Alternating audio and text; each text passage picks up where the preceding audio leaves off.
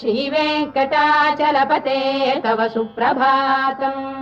श्रीमन्नभीष्टवरदाखिललोकबन्धो श्री श्रीनिवास जगदेकदयैक सिन्धो श्रीदेवतागृहभुजान्तर दिव्यमूर्ते श्रीवेङ्कटाचलपते तव सुप्रभातम्।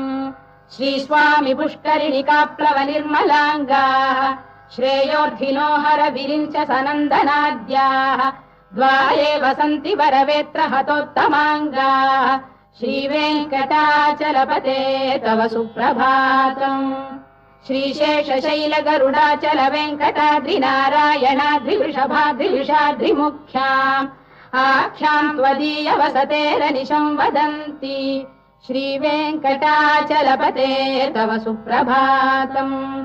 सेवा परा शिव सुरेश कृशानुधर्म रक्षोऽम्बुनाथ पवमान